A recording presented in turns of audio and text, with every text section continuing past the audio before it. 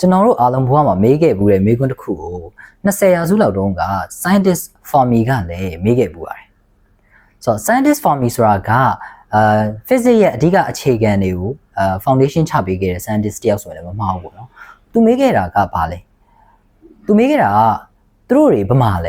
ဲဆိုတော့သူတို့ဆိုတာဘာလို့လဲဆိုရင်ကျွန်တော်တို့သိတဲ့အတိုင်းပဲ aliens တွေကိုပြောတာဖြစ်တယ်ဂျိုသားတွေဘာမှလဲလို့သူကစပြီးတော့ရိုးရှင်းလေးပဲမေးခဲ့တယ်သူရဲ့မေးခွန်းကရိုးရှင်းသလောက်အဖြေတွေကတော့ကျွန်တော်တို့တွေအခုထက်ထိတိကျတဲ့အဖြေတွေမထုတ်နိုင်သေးဘူးပေါ့နော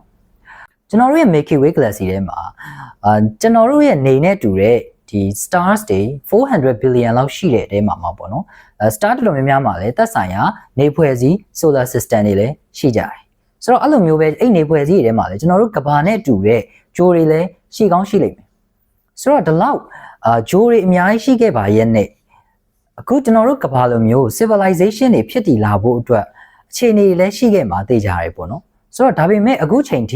ကျွန်တော်တို့ရဲ့တက်တန်းတစ်လျှောက်ဘာလို့ဒီဂျိုသားတွေနဲ့ပတ်သက်ပြီးတော့တစ်ခုလေးတောင်မှမတွေ့ခဲ့ရတာလေဆိုတော့ဒါကို Fermi ရောကျွန်တော်တို့ရောမေးခွန်းတွေထုတ်ခဲ့ပူမှာပါဆိုတော့ဒီမေးခွန်းအတွက်တော့အဖြေတွေကအများကြီးရှိနေပါတယ်ဆိုတော့ဒီနေ့မှာတော့ဖြစ်နိုင်တဲ့ hypothesis လို့ခေါ်တဲ့ယူဆချက်တွေထင်မြင်ချက်တွေကိုကျွန်တော်ကပြောပြပေးသွားမှာဖြစ်ပါတယ်ပထမအဆုံးပြောကြတာကတော့ rare earth hypothesis လို့ခေါ်တဲ့ကဘာကအရန်ရှားပါတယ်ဆိုတဲ့ပြဿနာပေါ့နော်ဆိုတော့ဒီယူဆချက်ကတော့ကျွန်တော်တို့ရဲ့ကဘာကဒီ Milky Way Galaxy ကြီးထဲမှာရှိသမျှဂျိုတွေအားလုံးထက်ကိုပို့ပြီးတော့unique ဖြစ်ပြီးတော့အရန်ထူးခြားနေလို့ကျွန်တော်တို့တက်ရှိတွေဖြစ်လာဖို့စင်ကဲဖြစ်လာဖို့ပေါ့နော်အခုလိုမျိုး civilization တွေဖြစ်လာဖို့အခြေအနေအရရက်တွေလိုအပ်တယ်ပေါ့နော်ဥပမာတက်ရှိတွေဖြစ်လာဖို့ဆိုရင်ဥပမာရေတွေမြေတွေလေတွေလိုတယ်ပြီးတော့ဒီရာသီဥတုအခြေအနေတွေလည်းကောင်းဖို့လိုအပ်တယ်ပေါ့နော်ဆိုတော့ဒါပေမဲ့ကျွန်တော်တို့ရဲ့ကဘာက4 billion years လောက်ထိပေါ့နော်ဒီလိုမျိုးကောင်းမွန်တဲ့ condition တွေကိုထိန်းထားနိုင်လို့ဆိုတော့တကယ်လို့ condition တွေပြောင်းလဲသွားခဲ့ရင်တောင်မှပေါ့နော်ကဘာကြီးကိုကြီးကြီးမားမားပျက်စီးသွားလောက်တဲ့အခြေအနေဥပမာ supernova explosion လိုမျိုးတွေအပြင်အရန်ကိုကြီးမားတဲ့ impact တွေဒီလိုမျိုး impact တွေကြီးကြီးမားမားဘာမှမဖြစ်ခဲ့လို့ပေါ့နော်ဒါကြောင့်လည်းကျွန်တော်တို့ရဲ့ကဘာကြီးက4 billion လောက်ထိ condition တွေတည်ငြိမ်နေတယ်လို့ပြောလို့ရတယ်ပေါ့နော်ဒါကြောင့်လည်းအခုလိုမျိုးတက်ရှိရဲ့စင်ကဲဖြစ်လာပြီးတော့ civilization တွေဖြစ်လာတဲ့အထိကြာရှည်ခံခဲ့တာလို့ပြောကြတယ်ပေါ့နော်တခြားဂျိုတွေတခြားsolar system မှာရှိတဲ့ဂျိုတွေကအခုလောက်ထိ stable condition တွေကြာမခံခဲ့လို့ပေါ့နော်ဒါကတော့ scientist တွေခံမှန်းတဲ့ rare earth hypothesis လို့ခေါ်တဲ့ယူဆချက်ပါဒုတိယမျိုးတစ်ခုကတော့ extinguished civilization ပြောချင်တာက civilization တွေကျွန်တော်တို့အခုလိုမျိုးလူသားမျိုးနွယ်တွေ technological မြင့်တဲ့အခြေအနေတွေမှာရှိတော့ရှိခဲ့တယ်ဒါပေမဲ့ civilization တွေကဖြစ်ပေါ်လာတယ်ဒါပေမဲ့မကြခင်မှာပဲသိဆုံးသွားကြတယ်ပြီးတော့သူတို့တည်သွားတဲ့အချိန်မှာကျွန်တော်တို့ဆက်ဖြစ်လာတယ်ဆိုတော့ civilization နှစ်ခုကဒီလောက် galaxy ကြီးကြီးမားလွန်းတဲ့အတွက်ကြောင့်ပြီးတော့ဒီကျွန်တော်တို့ galaxy ရဲ့တက်တန်းကလည်းအရန်ကိုကြာရှည်နေတာဖြစ်တဲ့အတွက်ကြောင့် civilization နှစ်ခုကဘလို့မှကိုထပ်တူမကြနိုင်ဘူး overlap မဖြစ်နိုင်ဘူးပေါ့နော်အဲ့ဒီအတွက်ကြောင့်ကျွန်တော်တို့ဒီနည်းပညာဖွံ့ဖြိုးတဲ့ကာလ civilization ကိုရောက်နေပြီမဲ့လေအရင်ရှိခဲ့တဲ့ civilization တွေကသိဆုံးသွားကြတာမျိုးဆိုတော့ဥပမာ example နဲ့ပေးရမယ်ဆိုရင်ကျွန်တော်ရဲ့တငယ်ချင်းရဲ့ကဒီလအတွက် supermarket ကိုသွားပြီးတော့တလားစာပစ္စည်းတွေဝယ်ကြမယ်ဒါပေမဲ့ဘယ်နေ့ဝယ်မလဲဆိုတာကိုမသိဘူးပေါ့နော်ဆိုတော့ကျွန်တော်လည်း supermarket ကိုသွားဝယ်တယ်ကျွန်တော်တငယ်ချင်းကလည်းဝယ်ပြီးသွားပြီဒါပေမဲ့ကျွန်တော်တို့နှစ်ယောက်ကမတွေ့ခဲ့ကြအောင်ဘာလို့လဲဆိုတော့သူဘယ်တော့မှဝယ်ခဲ့လဲကျွန်တော်ဘယ်တော့မှဝယ်ခဲ့လဲဆိုတာကိုမသိဘူးကျွန်တော်တို့နှစ်ယောက်က supermarket မှာစုံဖို့ဆိုတာအရန်ကိုခက်ခဲတဲ့ဖြစ်ရမှုလို့ပေါ့နော်ဆိုတော့ဒါကကျွန်တော်တို့ extinguished civilization ဆိုတဲ့သဘောတရားပေါ့နော် civilization တွေကထပ်တူမကြနိုင်တာမျိုးကိုပြောတာပါတတိယအချက်ကတော့ technological singularity ဆိုတဲ့သဘောတရားပေါ့နော်ပြောချင်တာကဂျိုသားတွေကရှိတော့ရှိတယ်ဒါပေမဲ့ကျွန်တော်တို့ရဲ့ဒီ solar system ထဲမှာသူတို့နဲ့ပတ်သက်တဲ့ဒီ spaceship လိုမျိုးเนาะ spacecraft လိုမျိုး space probe လိုမျိုးဟာတွေကိုသူတို့ကလွှတ်ထားတယ်ဒါပေမဲ့သူတို့ရဲ့နည်းပညာကအရန်ကိုမြင့်မားနေတယ်ဒါကြောင့်သူတို့ရဲ့ဥပမာသူတို့ရဲ့နည်းပညာတွေကိုmobile phone တစ်လုံးစာအရွယ်အစားဒါမှမဟုတ်နိုင်တစ်လုံးစာအရွယ်အစားလောက်ထိသေးငယ်တဲ့အခြေအနေထိရောက်အောင်သူတို့ကလုပ်ခဲ့နိုင်ပြီပေါ့နော်ဆိုတော့အဲ့ဒီအတွက်ကြောင့်ကျွန်တော်တို့တွေကဒီ solar system ထဲမှာရှိနေပြီမဲ့လည်းမသိနိုင်တာဆိုတော့ဒါတော့ technological singularity လို့ခေါ်တယ်ဆိုတော့ဒါလည်းကျွန်တော်တို့ movie တွေထဲမှာတော်တော်များများတွေ့နိုင်တဲ့ပုံစံမျိုးပေါ့နော်ဒါလည်းဖြစ်ကောင်းဖြစ်နိုင်ပါတယ်စတုတ္ထတစ်ခုကတော့ vast distance ပေါ့နော်ဆိုတော့ကျွန်တော်တို့ရဲ့ Milky Way Galaxy ကအရန်ကိုကျယ်ပြန့်တယ်ဆိုတော့အလင်းနဲ့ပေါင်းများစွာကျယ်ပြန့်တယ်ဆိုတော့ဒါကြောင့်ကျွန်တော်တို့ဥပမာ ဒီ solar system တစ်ခုမှာရှိတဲ့ကျွန်တော်တို့ရဲ့ကဘာရယ်ပြီးတော့ကျွန်တော်တို့ Milky Way ရဲ့ဟိုဘက်အချမ်းမှာရှိနေတဲ့ကဘာတစ်ခုပေါ့နော်ကျွန်တော်တို့လိုမျိုး civilization တစ်ခုကနေပြီးတော့ signal တွေလွှတ်လိုက်မယ်ဆိုရင်တော့မှ Milky Way ကအရန်ကိုကျယ်ပြန့်တာဖြစ်တဲ့အတွက်ကြောင့်ဒီ signal တွေကအားပြော့ပြီးတော့မရောက်လာနိုင်တော့ဘူးအဲ့အတွက်ကျွန်တော်တို့လည်းမသိနိုင်တော့ဘူးပေါ့နော်တကယ်လို့ကျွန်တော်တို့နီးပညာတွေအရန်မြင့်မားခဲ့ရင်တော့မှကျွန်တော်တို့သွားနိုင်တဲ့အများဆုံးအကွာအဝေးကဒီ solar system တစ်ခုနဲ့တစ်ခုလောက်ပဲသွားနိုင်မှာပေါ့နော် universe ဒီကျွန်တော်တို့ galaxy ကိုဖြတ်ပြီးတော့သွားဖို့ဆိုတာဘယ်လိုမှမဖြစ်နိုင်ဘူးပေါ့နော်ဆိုတော့ဒါကတော့galaxy ကအရန်ကိုကျယ်တယ်ဆိုတော့ hypothesis ပေါ့နော်ဆိုတော့ဒါလည်းယုတ်တိရှိတယ်လို့ပြောလို့ရပါတယ်နံပါတ်5တစ်ခုကတော့နည်းနည်းထူးဆန်းတယ်ပေါ့နော်သူကတော့ cosmic quarantine လို့လည်းပြောထားတယ်ဆိုတော့ပြောချင်တာကတော့civilization တွေကနီးပညာတွေဉာဏ်ရည်အရန်မြင့်မားနေကြတယ်ဒါကြောင့်သူတို့တွေကသူတို့ကိုသူတို့ဘယ်သူမှမသိအောင်ပုံရှိုးကွယ်ရှိုးနေကြတယ်ဆိုတဲ့သဘောတရားပေါ့နော်ဥပမာ dark forest hypothesis ဆိုတဲ့ဒီသဘောတရားအရာကျွန်တော်တို့အရန်ကိုကြီးမားတဲ့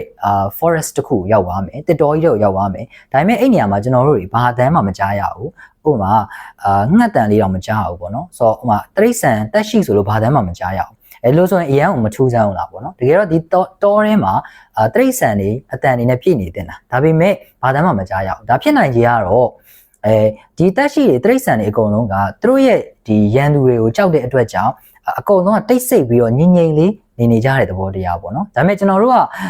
်တို့ကဘာမှာတော့ဒီလိုမျိုးကိစ္စတွေသိမရှိဘူးဘာလို့လဲဆိုတော့ကျွန်တော်တို့လူသားသမိုင်းမှာနည်းပညာတွေစပြီးတော့ဖွံ့ဖြိုးလာတဲ့အချိန်ကတည်းကလူတွေကကျွန်တော်တို့ရဲ့ solar system ကဘာကြီးတည်ရှိချောင်းကိုနီလန်းမျိုးစုံနဲ့ဖော်ပြခဲ့ကြတယ်ပေါ့နော်ဥပမာ Voyager 1ဆိုလို့ရှိရင်လည်းသူ့ထဲမှာ Golden Disk လိုမျိုးလူသားတွေတည်ရှိတဲ့အကြောင်းကိုဘာသာစကား90ကျော်နဲ့เนาะကျွန်တော်တို့ရဲ့ DNA တွေအကုန်ထည့်ပြီးတော့ space တွေကိုလွတ်လိုက်တာပေါ့နော်ကျွန်တော်တို့ရဲ့ location ကိုတကယ်လို့တယောက်များတွေ့ရင်သိပါသေးဆိုပြီးတော့လွတ်လိုက်တာမျိုးပေါ့နော်ကျွန်တော်တို့ကတော့ဒီသဘောတရားနဲ့တိတ်မကိုက်ဘူးကျွန်တော်တို့က solar system ထဲမှာအမြဲတမ်း signal တွေလွတ်နေတယ်ပေါ့နော်ဆိုတော့ telescope တွေကလည်းအမြဲတမ်းကြည့်ပြီးတော့ဒီဂျိုတုတွေနဲ့လည်းအမြဲတမ်း signal တွေလွတ်နေတယ်ဒါကြောင့်ဒါပေမဲ့ဒီတခြားငြိမ်မြင့်မားတဲ့ civilization တွေကတော့သူတို့ရှိနေတာကိုလုံးဝပေးမသိပဲနဲ့quarantine ဝင်လို့မျိုးတိတ်တိတ်လေးနေကြတဲ့သဘောတရားလို့ဆုံးသတ်မှတ်ကြတယ်ပေါ့နော်ဒါတော့ dark forest hypothesis ဒါမှမဟုတ်ရင် quarantine hypothesis လို့လည်းခေါ်ပါတယ်ဒါ cosmic quarantine လို့လည်းကျွန်တော်ပြောလို့ရပါတယ်ဒီသဘောတရားကလည်းဖြစ်ကောင်းဖြစ်နိုင်ပါတယ်နံပါတ်6ဖြစ်နိုင်ခြေကတော့ the great filter လို့ခေါ်ရပေါ့နော် the great filter ဆိုတာကfilter ဆိုတာကျွန်တော်တို့ရေတွေကိုစစ်ထုတ်တဲ့ရေစစ်တစ်ခုနဲ့ကြမ်းပြင်းပြောလို့ရတယ်ပေါ့နော်ကျွန်တော်တို့ကမ္ဘာပေါ်မှာthe great filter တော့မဖြစ်ခဲ့သေးဘူးဒါပေမဲ့တစ်ခါမှတော့မဖြစ်ခဲ့သေးဘူးဘာလို့လဲဆိုတော့အခုချိန်ဒီသက်ရှိတွေ civilization တွေရှင်သန်နေတော့မယ်ပေါ့နော်ဒါပေမဲ့တခြား civilization တွေမှာတော့the great filter သဘောတရားအရာသူတို့ရဲ့နည်းပညာတွေအရန်ကိုမြင့်မားလာလေသူတို့ရဲ့မျိုးနွယ်စုတစ်ခုလုံးသက်ရှိတွေရဲ့ရှင်သန်မှုတစ်ခုလုံးကိုလုံးဝပျောက်ကွယ်ပြီးတော့မျိုးသုံးဝါးစေနိုင်လောက်တဲ့အရာတစ်ခုကအမြဲတမ်းဖြစ်လာတာမျိုးပေါ့နော်ဆိုတော့ဥပမာကျွန်တော်တို့ကမ္ဘာပေါ်မှာဆိုရင်ဒီဒုတိယကမ္ဘာစစ်တုန်းကပေါ့နော်အဲ့ဒါနျူကလ িয়ার ပောက်ကွဲမှုတွေဖြစ်ခဲ့တယ်ဆိုတော့နျူကလ িয়ার စစ်ပွဲတွေဒါဖြစ်မယ်လို့သဘောထားကြည့်လိုက်ပေါ့နော်ဆိုတော့ဒါဆိုရင်လူသားမျိုးနွယ်အကုန်လုံးမျိုးတုံးသွားတဲ့အထိဖြစ်သွားနိုင်တယ်ပေါ့နော်ဆိုတော့ဒါကလည်းနည်းပညာတွေမြင့်မားလာလေအဲ့လိုမျိုးဖြစ်နိုင်ခြင်း the great filter တစ်ခုမဟုတ်တစ်ခုဖြစ်လာနိုင်ပြီပေါ့နော်တစ်ခါတလေနည်းပညာအကြောင်းမဟုတ်ဘဲနဲ့လည်းကျွန်တော်တို့ယောဂါတွေအကြောင်းလည်းဖြစ်လာနိုင်တယ်ပေါ့နော်ဆိုတော့ဒါတော့ the great filter လို့ခေါ်ရပေါ့နော်ဆိုတော့ဒါကတော့အခုထက်ထိလူသားသမိုင်းမှာတော့မဖြစ်ခဲ့သေးဘူးဒါပေမဲ့အရင်တခြားသက်ရှိcivilization တွေမှာတော့ဒီလိုမျိုးကိစ္စတွေကြောင့်သူတို့တွေမရှိတော့တာမျိုးလည်းဖြစ်နိုင်ပါတယ်ဆိုတော့ဒီဟာက the great filter ကိုပြန်ပြီးတော့ဒုတိယမြောက်ဆက်ပြောရမယ်ဆိုရင်ဒီ the great filter ကကြတော့ဒီဇီဝဗေဒနဲ့ပို့ပြီးတော့ဆက်ဆက်မှုရှိရပေါ့နော်ဥပမာ civilization တွေကိုဘာလို့ကျွန်တော်တို့အခုချိန်ထိ evidence မတွေ့ရသေးရလဲဆိုရင်civilization တွေကဘယ်တော့မှမရှိခဲ့ဘူးလို့သတ်မှတ်လို့ပဲပေါ့နော်ဆိုတော့ဘာလို့လဲဆိုရင်ကျွန်တော်တို့ကဘာကြီးမှာအခုလိုမျိုးတက်ရှိတဲ့ civilization တွေဖြစ်လာဖို့4 billion လောက်ထိအချိန်ယူခဲ့ရတယ်ပေါ့နော်ဆိုတော့ကျွန်တော်တို့ single cell လေးတွေစဖြစ်လာတာက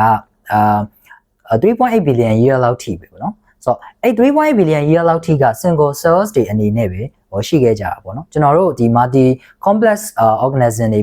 ေဖြစ်ဖို့ကနှစ်ပေါင်းကို3.8 billion လောက်ကြာခဲ့တယ်ပေါ့နော်ဆိုတော့ဒါကြောင့် galaxy ထဲမှာ civilization တွေမတွေ့ရဘူးဆိုတာသူတို့ဘယ်တော့မှမဖြစ်ခဲ့လို့ဆိုတော့ဒီ complex cells တွေဖြစ်လာဖို့အတွက်ရန်ကိုကြာရှည်တဲ့နှစ်ပေါင်းများစွာအထိသူတို့ရဲ့ဂျိုတွေကကောင်းမွန်တဲ့အခြေအနေတွေ stable condition တွေမရှိနိုင်တော့လို့civilization တွေဖြစ်လာဖို့အထိမဖြစ်ဘဲနဲ့ single cell stage မှာပဲပျက်စီးသွားကြတာမျိုးဖြစ်နိုင်ပါတယ်ဆိုတော့ဒါကလည်းဒီ biology နဲ့ဆိုင်တဲ့ the great filter သဘောမျိုးသတ်မှတ်တယ်ပေါ့နော်ဆိုတော့ဒါကတော့ဒါလည်းတော်တော်လေးကိုဖြစ်နိုင်ခြင်းရှိပါတယ်ကျွန်တော်တို့ရဲ့ဒီကမ္ဘာကြီးရဲ့သမိုင်းကိုပြန်ပြီးတော့ကြည့်လိုက်မယ်ဆိုရင်လေအရန်ကိုဒီ civilization တစ်ခုဖြစ်လာဖို့အရန်ကြာတယ်ဆိုတာကိုတွေ့ရမှာပါဆိုတော့ပြန်ပြီးတော့ညီကုန်းချောရမယ်ဆိုရင်ကျွန်တော်တို့ဂျိုသားတွေဘာလို့မရှိရလဲဆိုတာကို scientist တွေရဲ့ယူဆချက်ကတော့ဒီလိုမျိုးနီးလန်းနေနဲ့သူတို့ကတွေးခေါ်ခဲ့ကြတယ်ဆိုတော့ဒီမှာကြည့်နေတဲ့သူတွေရောcivilization တွေနဲ့ပတ်သက်ပြီးတော့ဘယ်လိုမျိုးထင်လဲပေါ့နော်ဘာလို့ဂျိုသားတွေနဲ့ပတ်သက်တဲ့ဒီ evidence တွေတိကျတဲ့ evidence တွေပြီးတော့ဂျိုသားတွေကရှိရလားမရှိရလားဘယ်လိုထင်လဲပေါ့နော်ဆိုတော့ဒါကို comment မှာရေးပေးသွားလို့ရပါတယ်ဆိုတော့ကျွန်တော်တို့ရဲ့solar system ထဲမှာ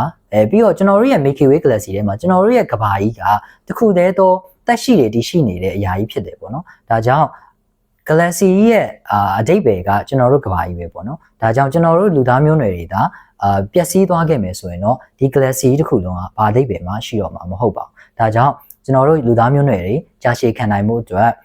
ကျွန်တော်တို့တွေဒီရာသီဥတုတွေ view site ကမယ်ဤပညာတွေကိုလည်း view site နဲ့ထိန်းသိမ်းရမယ်ပေါ့နော်ဒါမှလည်း galaxy ရဲ့အဓိပ္ပာယ်ကိုကျွန်တော်တို့ရှေ့ဆက်ပြီးတော့ထိန်းသိမ်းသွားနိုင်မှာဖြစ်ပါတယ်ဒါကြောင့်